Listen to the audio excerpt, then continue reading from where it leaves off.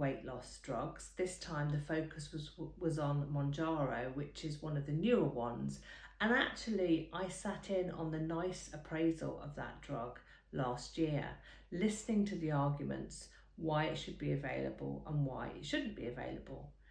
And it is available on the NHS. People have got a sufficiently high BMI or something called a comorbidity, another illness like diabetes or heart disease, that warrants them having medication to try and get their weight under control.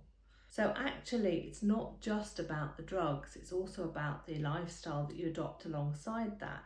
And it's making that mindset shift in terms of why we want to have that healthier lifestyle. I still am a bit reserved about these drugs, and the reason that I'm reserved about them is that I feel like we're still treating the symptom and we're not really getting to the cause.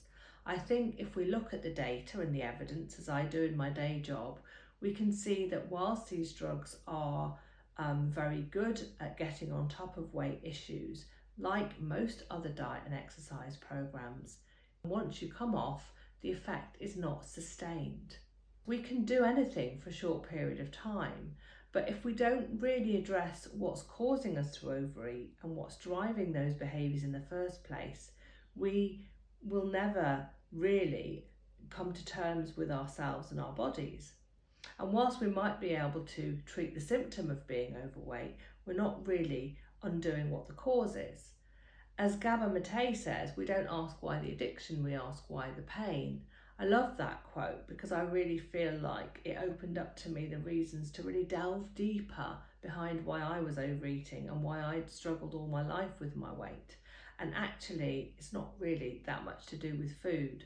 So whilst these drugs might suppress our appetite and might suppress our desire to eat, they don't really address what's fueling that desire in the first place. And like all of these things, it's something external that's actually seen as a solution. And I really believe that as women, we hold that wisdom within ourselves. We've also had the Oscars this week and seen a lot of the skinny celebrities who've been taking these kind of drugs.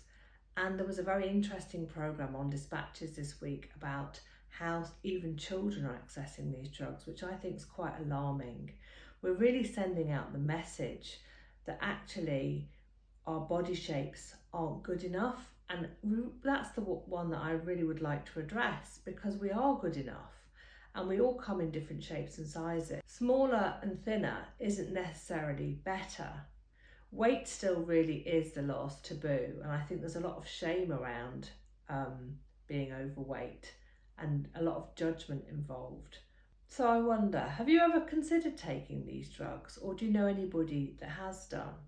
And it's absolutely fine if that's right for you, but I really would encourage you to ensure that you get it under the supervision of a professional rather than just buying it online. Whatever you decide, to make sure that you're in a supportive space.